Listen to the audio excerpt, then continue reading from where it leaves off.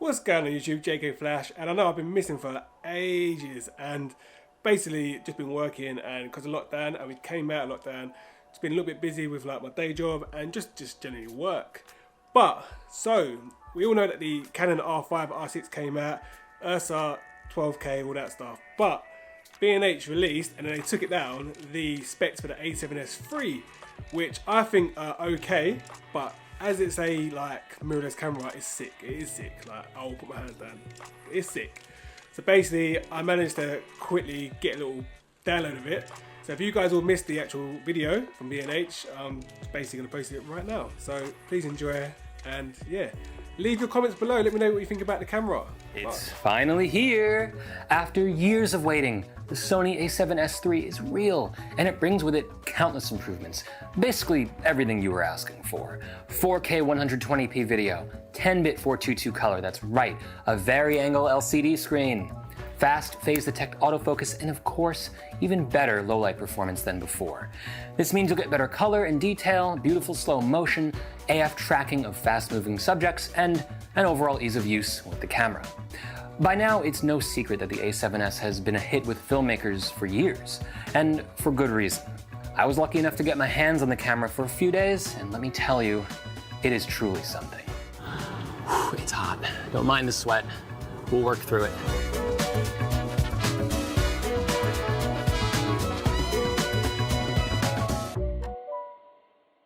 Everything in the A7S III is redesigned, but it's still based on the idea of using a relatively low-resolution 12.1 megapixel full-frame sensor to provide insane light sensitivity.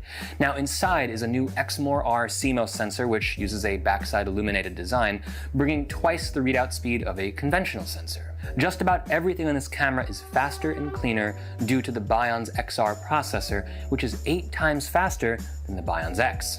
One huge benefit of this setup is that rolling shutter is effectively eliminated, which is a huge improvement, I know, over the A7S II.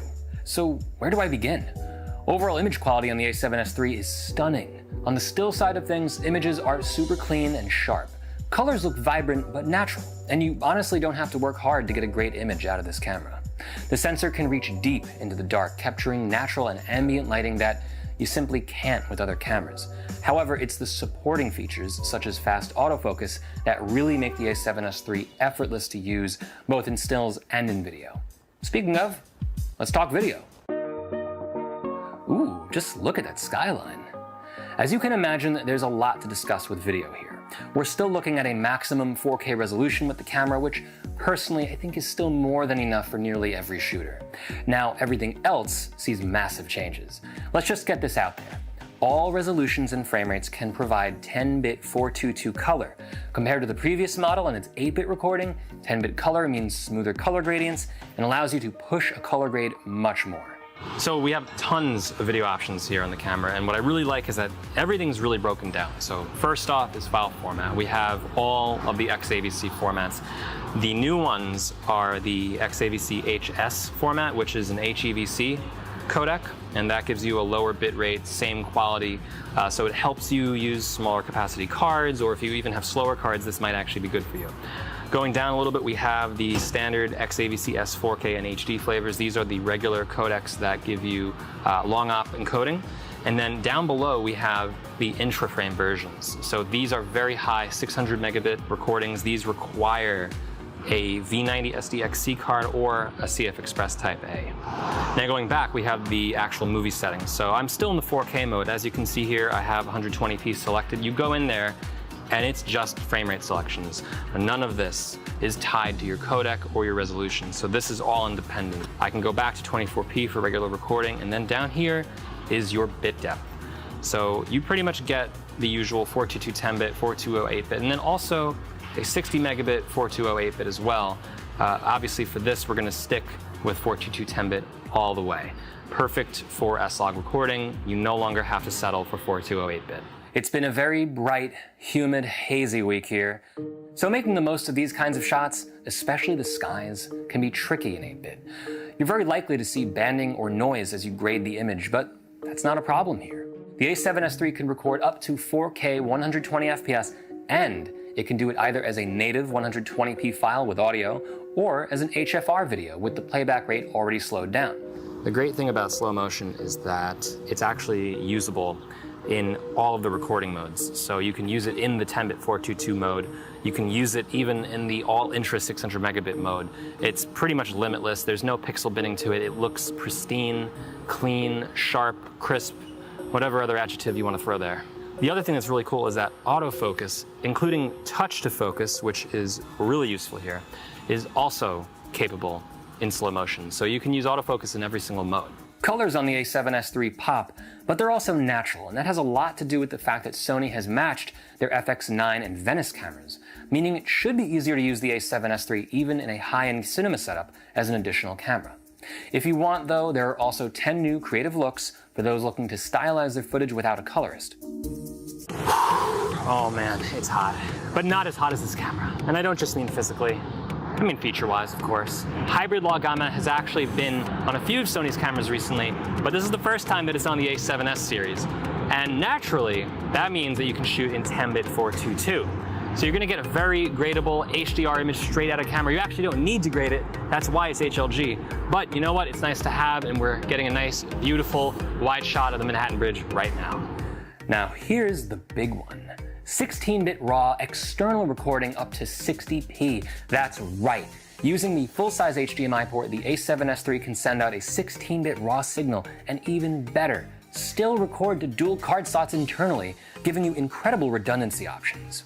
Now, unfortunately, no recorder right now can record the signal in 16-bit, so we weren't able to test it out, but the option is there in the menus, out of the box. Oh, and there's no recording limits whatsoever. It certainly feels hot, but good thing it's got a new cooling system, so I don't think it's going to overheat. Only one way to find out. The new passive heat management system will even permit long recordings of at least an hour in 4K 60p. Now, Sony says that there's 15 plus stops in the video mode, so you know, right now we're in pretty harsh sunlight. Once we bring it in post, we see how those highlights are handled.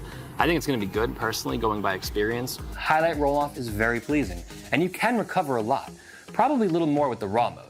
Shadows on this camera are also almost supernaturally clean, which, of course, brings us to what you've all been waiting for. The A7S series has always been the king of low light, and that's no different here. But just how good is it?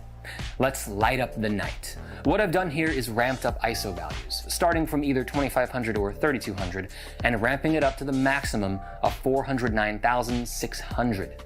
There's ambient light around, of course, so the image will eventually become overexposed, but you should get an idea of just how much room you have to play with this camera. Now, for these tests, I kept things a little conservative at f5.6, but with faster lenses, you don't necessarily need to go as high as these tests show. Now, the ISO ranges here are actually unchanged from the A7S II, but you can see that the camera is cleaner at every level. It's pretty wild to see things through the lens that are indistinguishable with the naked eye. Now, I'm a fan of lighting things, of course, so it's not as though everyone should be shooting at 409,600, but when you can reliably use higher ISO values, it means that you can use softer, smaller lights that delicately paint a scene. Light sources that may not even register on other cameras can provide an ambient glow with the A7S III, such as the colorful, glossy effect you get on the water here, or the almost sci-fi appearance you get from the streetlights filling out the frame. It kind of looks like a motherboard to me. Now, on both stills and video, autofocus has been a strong point in Sony's cameras for quite some time now, so it should be no surprise to see a lot of work done here. There are 759 phase detect AF points and 425 contrast detect AF points, offering 92% coverage. Real-time IAF is now on the camera, both human and animal, along with improved touch tracking as well. So a pretty cool thing is that you can do almost anything with this camera at any time and with any format. It's pretty wild. So right now you can see there's this flower here in the shot. We have this set up right now for 120 FPS, so we're gonna get a little nice slow motion. There's not too much motion, granted, but let's put a touch focus tracker on the flower, just so that we keep it in focus as the wind blows. Now, even better than that, we're gonna roll. So now you can see here, we're recording. This touch tracker is still going. It's gently following the flower. It's never really losing it. And then better than that though, and this is probably the best use of touch focus in my opinion, is that you can very easily and quickly do a rack focus while it's recording to and from objects.